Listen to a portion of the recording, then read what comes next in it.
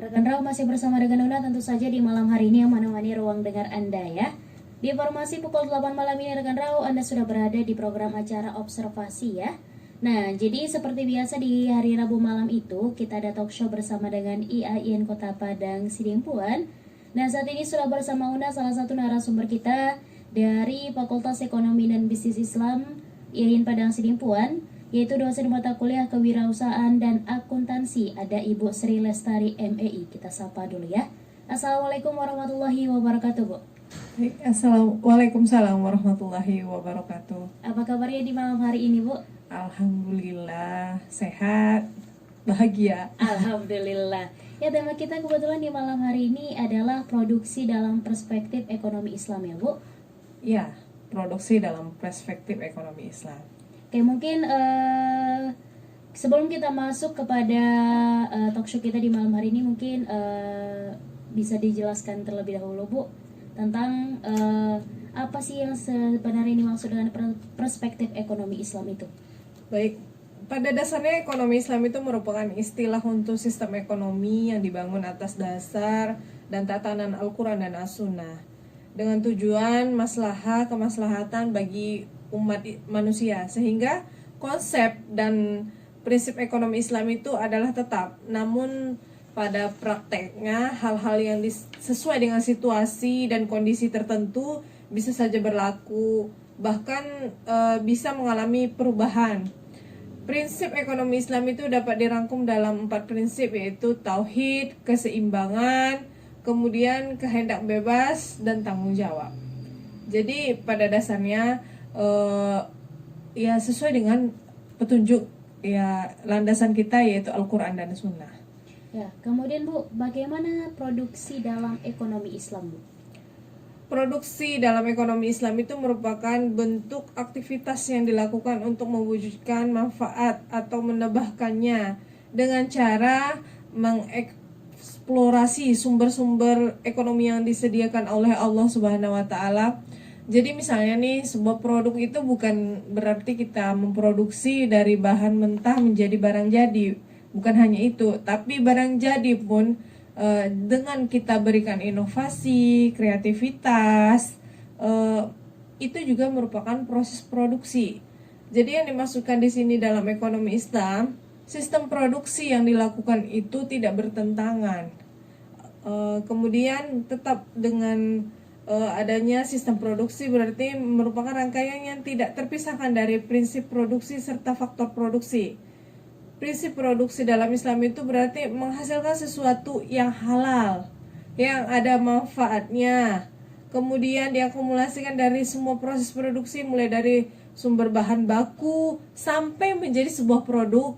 Itu jelas harus halal, jelas manfaatnya.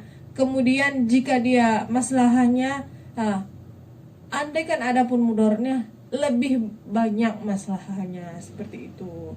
Jadi tidak sembarangan membuat suatu produk, misalnya dengan dibuatnya produk ini tercemar sebuah lingkungan. Jadi kita lihat ini masalahnya lebih penting dibandingkan produk itu sendiri, seperti itu.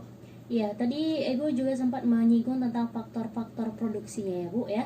Ya. Kira-kira faktor-faktor produksi ini bagaimana, Bu? Ya, faktor-faktor produksi ini seperti alam, tenaga kerja, lingkungan, faktor modal, manajemen. Yang kesemuanya ini diatur dan sistem manajemennya mulai dari misalnya faktor alam, mengeksploitasi sumber daya alam itu kan ada aturannya. Selain aturan di negara, di agama juga ada. Kita tidak bisa sembarangan merusak lingkungan, karena efeknya nanti kita bisa memperoleh keuntungan, efeknya bagi yang lain seperti apa. Jadi makanya kalau kita lihat sumber-sumber produksi seperti alam, lebih baik kita memproduksi yang ada itu dengan menumbuh kembangkan daripada misalnya produk yang dibuat dari buah-buahan, kita rambat di hutan, diambil eksploitasi, lebih bagus misalnya pembibitan, kemudian manennya dari hasil pembibitan yang kita buat sendiri. Selain itu misalnya faktor tenaga kerja yang pekerjakan itu dalam produksi seperti apa, upahnya sesuai enggak dengan yang dia kerjakan. Ketika pembayaran upah itu sebaiknya kan sebelum kering-kering seseorang itu sudah dibayar upahnya. Iya benar. Nah, itu juga tidak semuanya bisa diaplikasikan. Misal sesuai perjanjiannya gajiannya sekali sebulan, udah betul-betul kering kan. Nah, tapi kan itu memang sudah kesepakatan dari awal. Jadi seperti hal-hal yang seperti itu diatur dalam ekonomi Islam. Iya. Ya Bu, kemudian tadi juga sempat disampaikan prinsip-prinsip ya Bu. Jadi Ya. bagaimana prinsip-prinsip dalam ekonomi Islam ini Bu? Baik, ada beberapa prinsip. Yang pertama ada tauhid, keadilan dan keseimbangan, kehendak bebas dan tanggung jawab. Yang pasti ketuhanan, tauhid, prinsip tauhid melahirkan prinsip-prinsip yang menyangkut segala aspek kehidupan dunia dan akhirat. Karena setiap muslim itu percaya setiap kegiatan, setiap amal ibadah yang dia kerjakan itu pasti tujuannya adalah hablum minallah. Kemudian karena pada dasarnya itu semuanya adalah tauhid, maka kita meyakini bahwasanya apa saja yang kita perbuat itu selalu dilihat oleh Allah Subhanahu wa taala. Kemudian uluhiyah, ekonomi ilahiyah mengesahkan Allah. Kemudian kemaslahatan bagi manusia ini juga bisa kita lihat dari prinsip tauhid. Kemudian perlunya penghayatan dalam segala aktivitas ekonomi itu semuanya ada di dunia itu diyakini seorang ekonomi itu adalah milik Allah Subhanahu wa taala. Sehingga dengan prinsip tauhid ini misalnya muncul force major. Seperti sekarang munculnya COVID-19 kan itu bukan prediksi manusia kan. Nggak bisa kita prediksi kalau dari sisi ekonomi. Jadi kalau tidak ada rasa tauhid dari seseorang itu dalam berekonomi, pasti dia akan merasa apa sih, bingung. Bahkan ada pengusaha sampai depresi dengan adanya ini. Tapi dengan adanya tauhid, meyakini bahwasanya sumbernya ini semuanya adalah dari Allah Subhanahu wa taala, berarti dia bisa menyadari oh baiklah ekonominya seperti ini. Nah, jadi dia lebih kepada pembelajaran, mawas diri, kemudian ya belajar lagi bagaimana sih menghadapinya seperti itu. Bukan dengan titik putus asa. Dengan adanya tauhid itu pasti kita tidak putus asa. Kemudian keadilan yang berkesinambungan. Prinsip keadilan merupakan landasan untuk menghasilkan seluruh kebijakan dalam kegiatan ekonomi, sehingga berdampak positif bagi pertumbuhan dan pemerataan pendapatan dan kesejahteraan seluruh lapisan masyarakat. Prinsip keseimbangan mencerminkan kesetaraan antara pendapatan dan pengeluaran, sehingga pertumbuhan, pendistribusian antara pendapatan kaum yang mampu dan yang kurang mampu itu jadinya seimbang. Adanya keadilan dan kesinambungan ini juga memberikan dampak yang baik bagi misalnya beberapa orang yang berbeda pekerjaannya. Misalnya seseorang buka kafe nih, bukan hanya si pemilik kafe yang memperoleh keuntungan, mungkin di sekitarnya dia bisa memperoleh atau menyerap tenaga kerja. Bukan hanya yang bisa di bidang kuliner, tapi misalnya juga ada yang bidang kebersihannya, cleaning service, kemudian juru parkirnya. Selain itu apalagi, ya mungkin dia juga butuh tenaga dari orang yang bisa melayani konsumennya, seperti itu. Kemudian kehendak bebas. Dalam keajaran Islam diyakini bahwa Allah Subhanahu wa taala memiliki kebebasan yang mutlak dalam berkehendak. Begitu juga dengan manusia, kita diberikan kebebasan. Kebebasan seperti apa sih? Setiap orang kan bisa memilih pekerjaannya. Itu termasuk kehendak bebas. Kan tidak ada paksaan. Kamu itu harus jadi dokter, sementara jiwanya pengusaha. Tidak ada kan yang mengikat seperti itu. Setiap orang itu bebas mau bekerja, mau bersekolah, atau memilih memilih pasangan hidup. Jadi dia ada kehendak bebas itu. Begitu juga dengan ekonomi, dengan memproduksi. Setiap pengusaha itu bebas mau memproduksi apa saja. Jadi inilah sebenarnya kehendak bebas itu. Namun demikian, manusia yang baik adalah manusia yang mampu menggunakan kebebasan itu dalam rangka penerapan tauhid dan keseimbangan dalam hidupnya sendiri. Ya, walaupun kita bebas, pasti kita juga harus menyadari potensi apa sih yang sudah Allah titipkan ke kita. Misalnya dia kemampuannya lebih kepada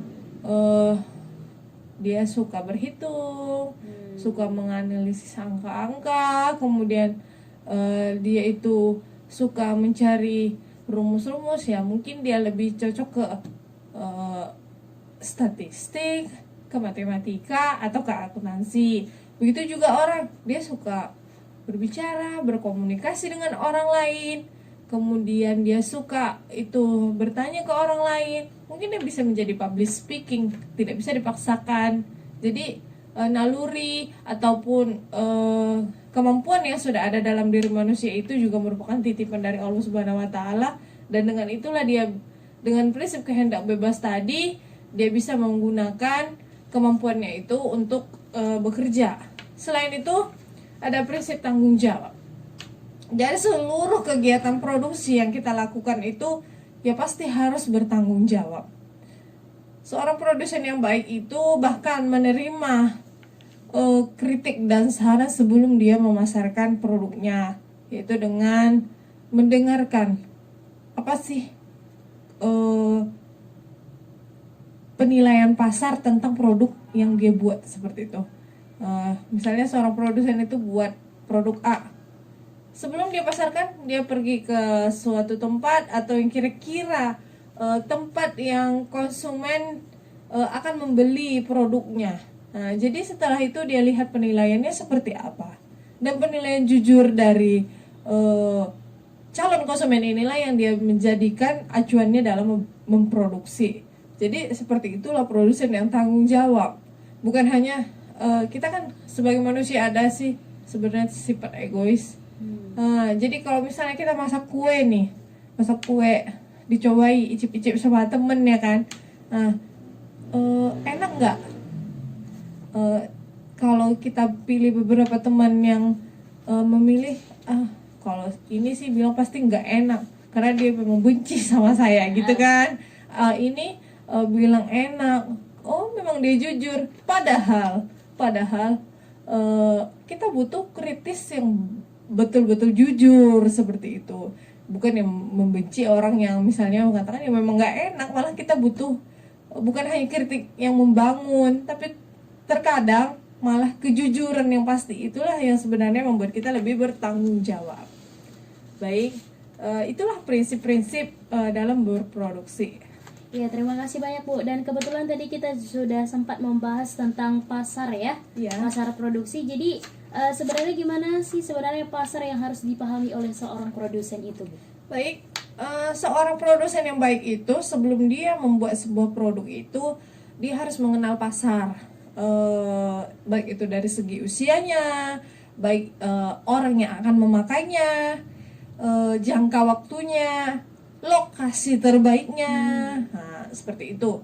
Misal ya, kita memproduksi es krim, kira-kira kita pasarkan ke panti jompo cocok nggak? Nah, jadi seperti itu. Kemudian kita mau jual aksesoris smartphone. Nah, itu tempatnya kemana sih cocoknya? Apa ke sekolah TK? Enggak kan? Nah, apa mungkin anak TK mau beli itu? Tidak, pasti kita pelajari sebelum memproduksi sesuatu. Kita pelajari keinginan konsumen itu seperti apa. Misalnya makanan, budaya orang, tabaksel, orang Padang Sidimpuan lah. Itu kalau asin betul-betul asin, kalau manis betul-betul manis ya kan. Jadi kalau kita buat sebuah produk yang rasanya antara manis dan tidak, antara asin dan tidak, itu di kota Padang Sidimpuan saya rasa kurang diminati. Kenapa? karena memang begitu lidahnya seperti itu. Mungkin karena kita suhunya lebih dingin, makanya butuh makanan yang betul-betul rasanya lebih dominan dibandingkan di daerah tempat lain. Jadi produsen makanan itu juga menyesuaikan, walaupun misalnya produknya bukan ciri khas daerah, misalnya produk yang diberi inovasi. Jadi mungkin ya, kalau misalnya pemasarannya di Kota Padang Sidimpuan, berilah rasa yang lebih dominan seperti itu. Kemudian pasar, jenis pasar seperti apa? Kira-kira kalau misalnya saya jual ini, berapa pieces sih yang mampu laku per hari? Pasarnya seperti itu yang dilihat. Kalau misalnya dilihat, saya jual ini kira-kira ini tidak akan laku di atas 50 pieces per hari. Jadi saya produksi cukuplah 30 sampai 40 pieces per hari supaya tidak ada barang yang tidak laku atau return gitu kan. Jadi itu adalah seorang produsen yang baik, karena dia dengan begitu bisa meminimalisir kerugian. Jadi sebenarnya kita mempelajari pasar itu sama seorang public speaking mempelajari audiensnya. Jika misalnya audiensnya anak TK, komunikasinya seperti apa sih? Mungkin dengan bercerita, dengan bernyanyi. Tapi kalau audiensnya adalah orang tua 50 sampai 70 tahun, cocok nggak kita kasih pendekatan seperti itu? Mungkin 50 sampai 7 tahun itu dia pendekatannya lebih cocok tausiah kali ya. Atau misalnya dengan memberikan sesuatu giveaway. Banyak kan promosi-promosi yang sekarang. Cocoknya itu seperti apa? Jangan-jangan dengan giveaway kita nggak balik modal. Jadi sebenarnya mempelajari pasar, mempelajari konsumen adalah hal yang menguntungkan bagi seorang produsen, karena dia betul-betul terjun langsung memahami apa yang dibutuhkan oleh konsumen. Seperti itu. Ya, terima kasih banyak Bu. Nah, rekan Rao tadi sudah disampaikan dengan jelas ya, apa itu yang dimaksud dengan perspektif ekonomi Islam, kemudian produksi dalam ekonomi Islam, dan juga prinsip-prinsip dalam ekonomi Islam. Bahkan tadi sudah dijelaskan juga bagaimana sih sebenarnya pasar yang harus dipahami oleh seorang produsen itu ya.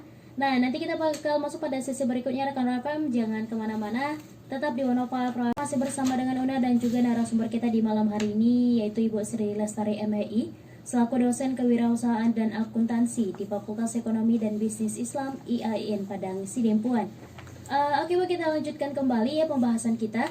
Nah, jadi tadi sudah kita bahas beberapa tentang produksi dalam perspektif ekonomi Islam. Nah, tadi juga sempat Ibu singgung tentang produsen makanan itu harus bisa menyesuaikan ya, terutama dengan selera masyarakat. Apalagi contohnya kalau di Sidimpuan Tapanuli Selatan ini ya Bu. Tapi kan sekarang itu Bu lagi trending banget tuh Bu tentang Korean food ya. Bahkan Korean food, Japanese food gitu kan Bu kan. Kira-kira nih Bu, kalau misalnya itu kan kalau kita lihat sudah mulai ada di Sidimpuan sendiri ya Bu kan. Itu sebenarnya gimana ya Bu? Apakah memang itu kedepannya kalau memang misalnya itu tidak dirubah rasanya ya Bu kan, apa memang bisa diterima oleh masyarakat Sidimpuan Tapanuli Selatan? Baik, sedikit ya kilas balik. Sebenarnya sebelum Japanese food, Korean food sudah duluan American food. American food, kemudian Turki udah masuk ke Indonesia. Tapi mungkin dengan proses budaya, kebiasaan atau tren, sekarang lebih ke tren ya, itu sebenarnya teknik pasar. Jadi tren itu memunculkan keinginan, seseorang ingin tahu, ingin coba-coba seperti itu. Tapi sebenarnya trending pasar yang coba-coba itu sebenarnya tidak bisa bertahan lama. Kenapa demikian? Karena jika tidak disesuaikan dengan rasa atau lidah dan kebiasaan masyarakat setempat, biasanya trending ini akan hilang dengan sendirinya, dimana orang sudah pernah gitu nggak suka lagi, atau hanya sekedar hasrat ingin mencoba seperti itu. Sebenarnya sih yang masuk ke Indonesia itu sebenarnya udah disesuaikan dengan lidah Indonesia. Contoh, pedesnya sushi yang ada di Indonesia itu sebenarnya tidak seberapa dibandingkan sushi yang asli dari Jepang. Seperti itu. Kemudian kalau kita lihat dimsum, kita lihat bakpao, itu kan pada dasarnya atau misalnya kita lihat ramen, pada dasar bahan-bahan yang digunakan itu kan tidak sama. Iya, benar. Nah, cuma bentuk, kemudian rasa yang mendekati, bahan-bahannya juga disesuaikan dengan kita, halal produk seperti itu. Jadi yang datang ke Indonesia ini pun sebenarnya sudah dengan filter seperti itu. Apalagi ke Padang Sidimpuan sudah dengan filter. Akan tetapi demikian pun konsumen yang baik itu, produsen yang baik itu bersikaplah jujur. Karena masih banyak yang kita lihat di pasar, dia halal food tapi tidak value chain. Atau kita bisa lihat masih ada beberapa produk tambahannya yang tidak melalui proses yang baik seperti itu. Atau masih ada bahan-bahan tambahannya yang masih diragukan.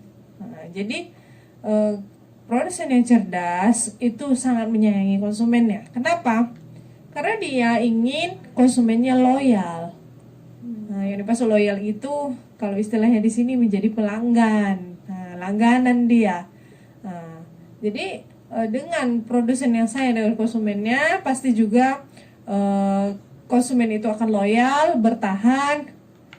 Jangan seperti kebudayaan yang buruk, di mana seorang produsen itu ketika produknya laris,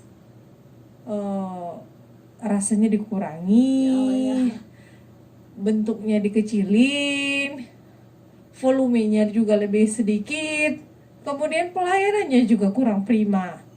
Tadinya kalau kita datang, yang jual senyum, porsinya juga banyak, rasanya baik. Jadi kita ingin beli lagi, beli kedua kalinya malah kecewa. Berarti yang ketiga kalinya nggak lagi. Jadi kalau produsennya sayang dengan konsumen, ya pelayanannya baik. Nah, jadi dia nggak mau konsumen yang datang itu cukup satu kali, nggak, dia maunya berkali-kali. Nah, seperti itu.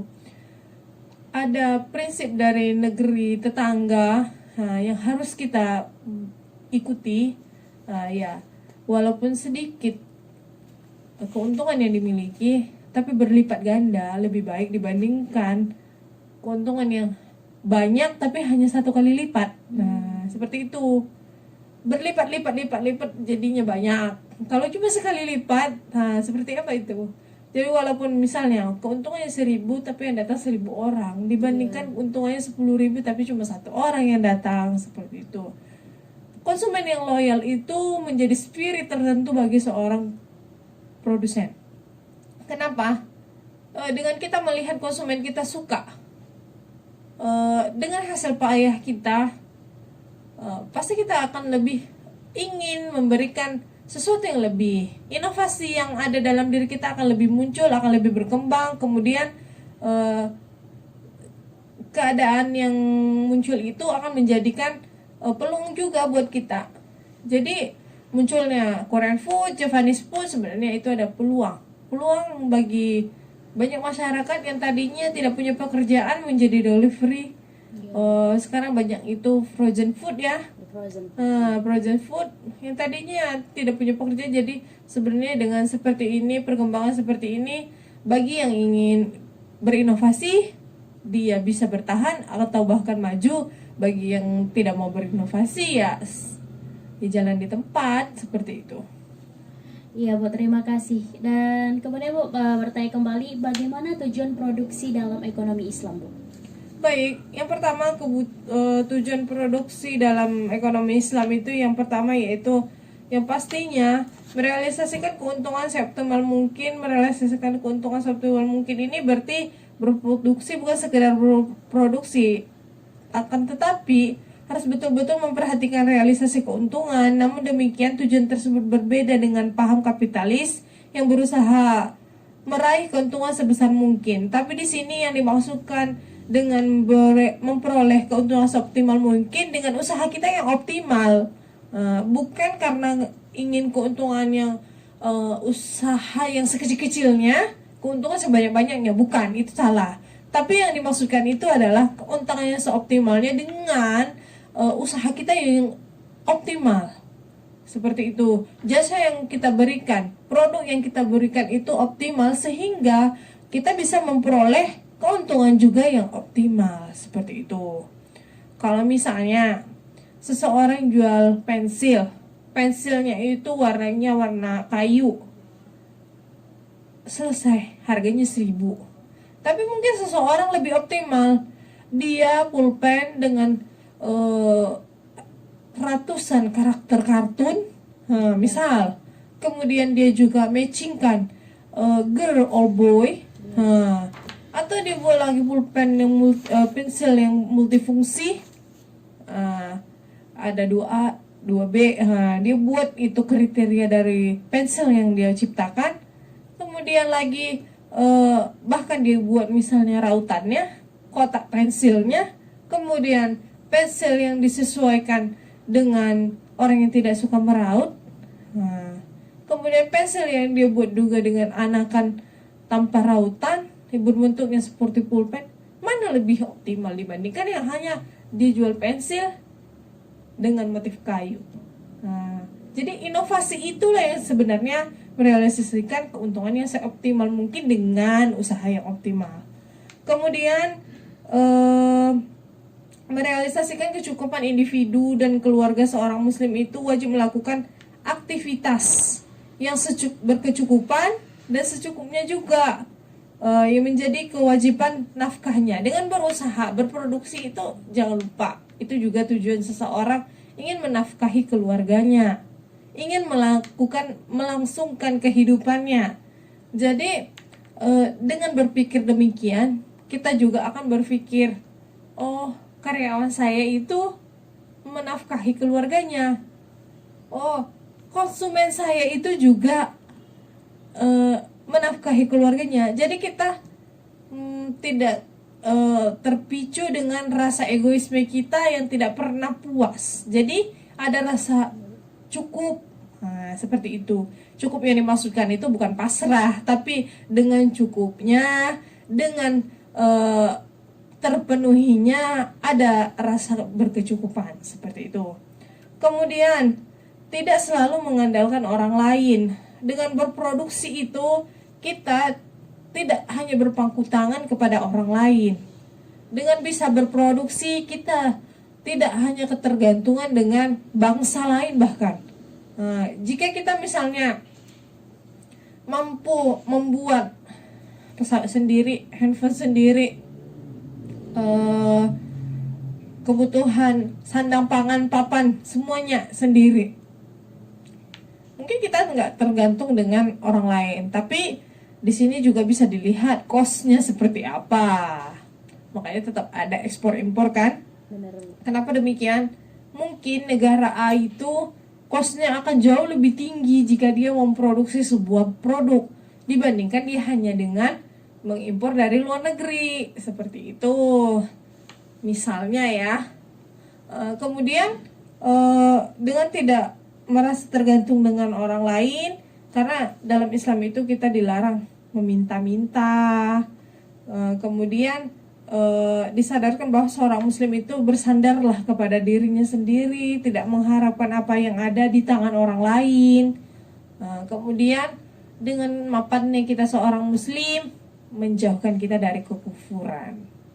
Dan kekufuran itu kan mendekatkan kepada kefakiran, kafir lah malah. Jadi sebenarnya orang Islam itu disuruh kaya.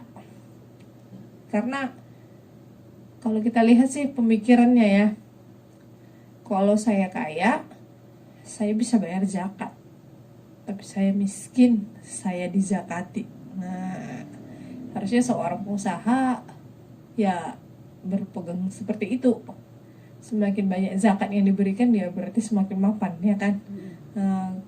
Baik, kemudian melindungi harta dan mengembangkannya. Dengan berproduksi, seseorang itu ya bisa melindungi hartanya, bahkan mengembangkan hartanya itu jadi lebih produktif. Bahkan sekarang ada wakaf produktif, ya kan? Jadi sesuatu yang produktif itu lebih baik, karena satu benda yang ada itu tidak stagnan, tapi benda itu lebih memperoleh manfaatnya. Kemudian benda yang ada itu bisa menjadi A, B, C, D, bukan jadi A saja, seperti itu. Misalnya ya, kerudungnya multifungsi, bisa sekalian sholat, bisa menutup aurat, bisa juga trending, misalnya, tetap cantik, why not? Dibandingkan hanya telukung, kira-kira keluar rumah dia malu pakai telukung gitu, ya kan?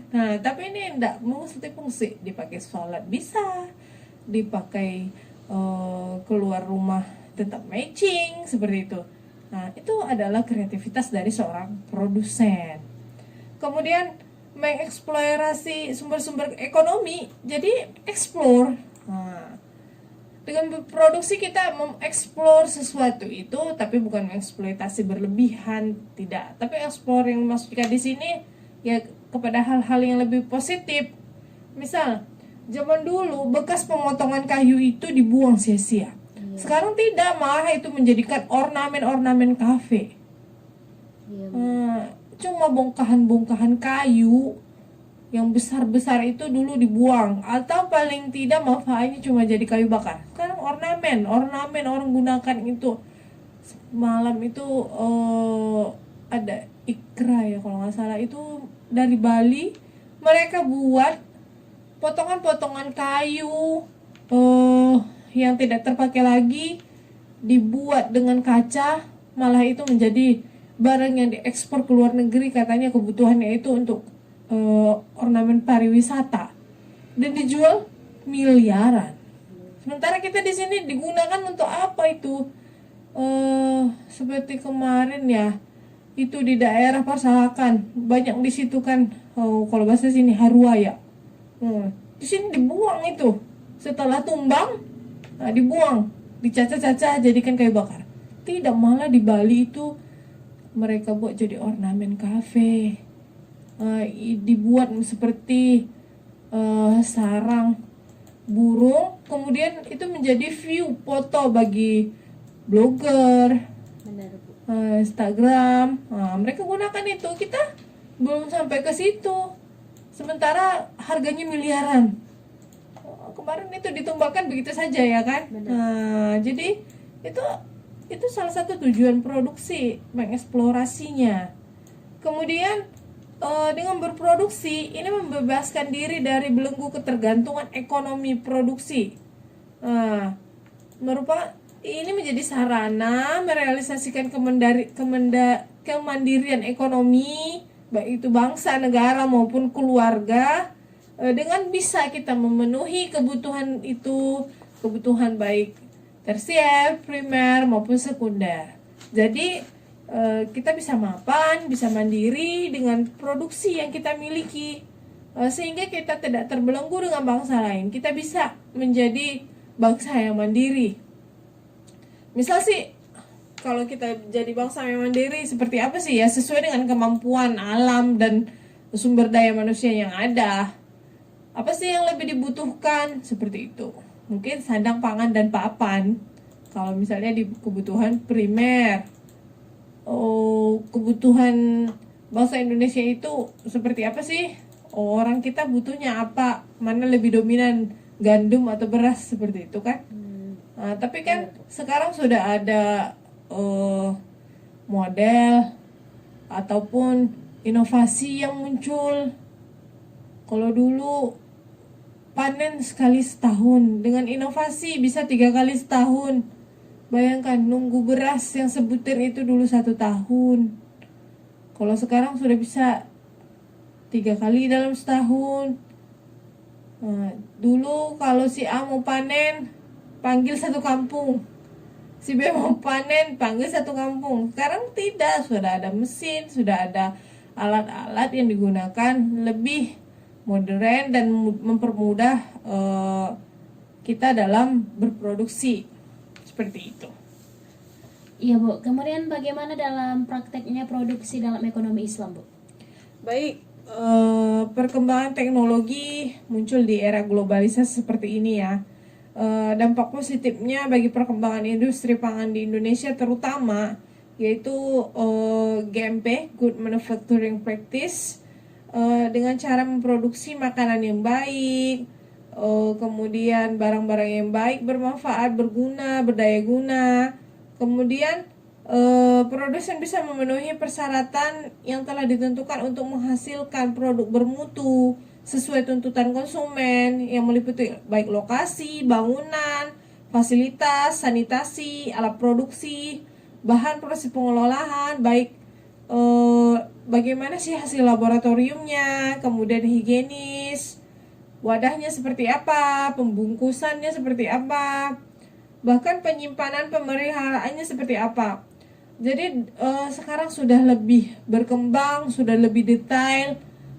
Misalnya, sedangkan kita sekarang sebagai pedagang saja, itu kalau meletakkan bahan-bahan makanan itu seperti apa sih?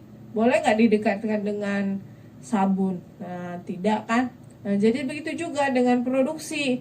Sudah lebih diawasi, orang-orang juga konsumen itu sudah semakin pintar memilih bahan-bahan, memilih produk-produk yang ia ingin konsumsi, sehingga lebih kepada bagaimana sih memperoleh kebutuhan sehari-hari itu yang lebih optimal.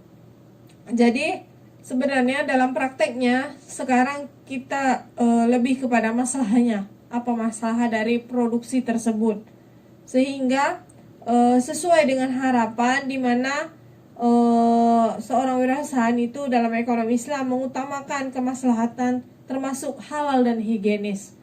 Kenapa sih halal dan higienis? Tidak cukup halal saja, harus bersih juga.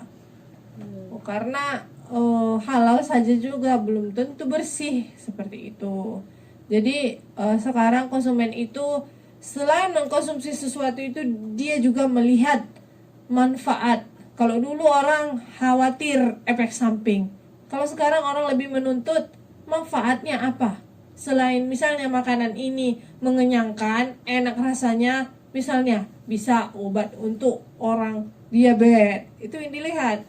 Oh, ini produk ini selain enak, rasanya ringan, bisa jadi cemilan untuk apa lagi? Oh, ini cocok untuk makanan diet. Nah, seperti itu. Jadi orang sekarang lebih kepada multifungsi, mencari sesuatu atau mencari produk itu multifungsi.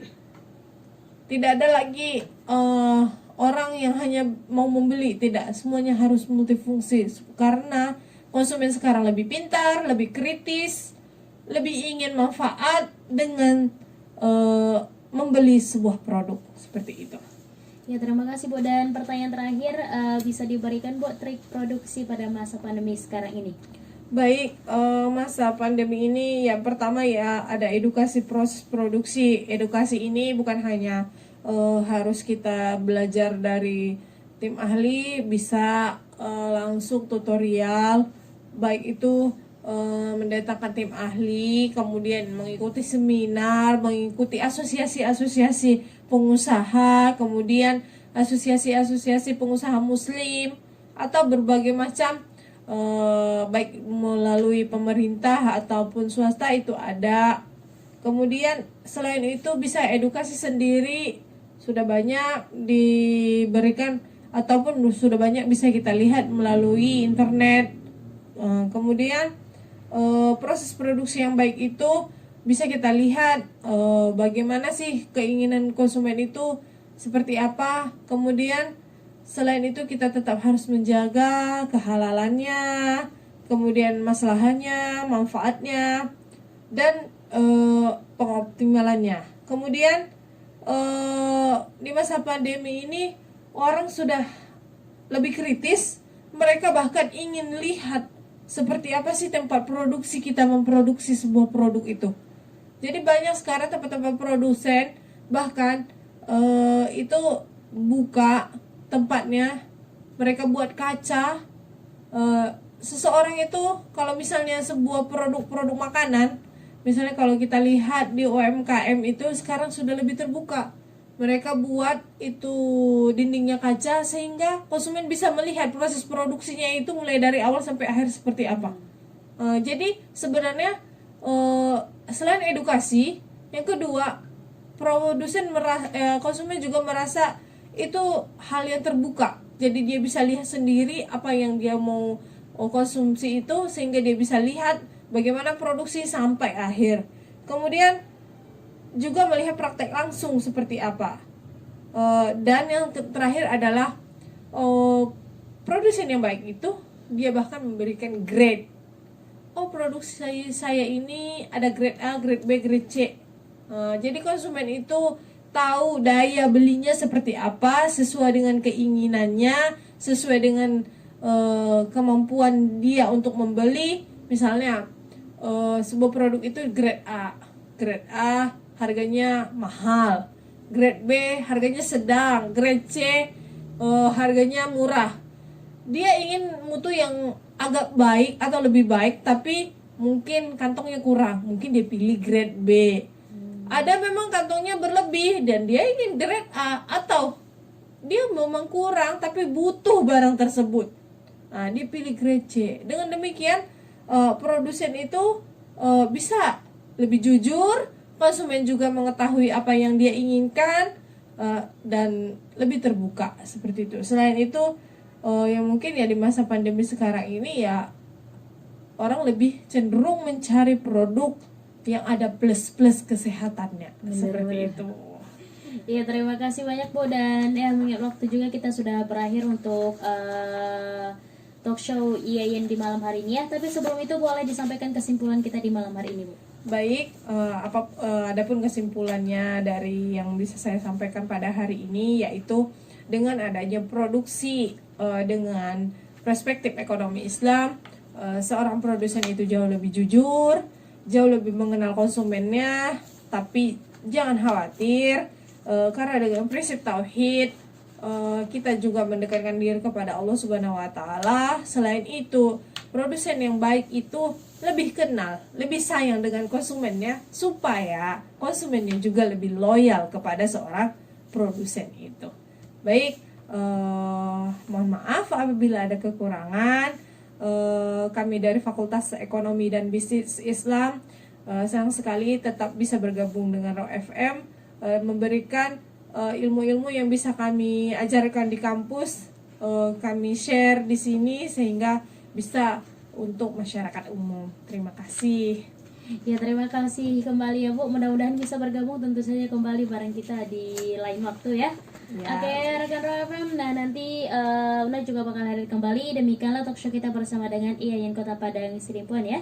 Jangan kemana-mana, tetap di Raw FM, your lifestyle. The best radio station in Padang Sidimpuan.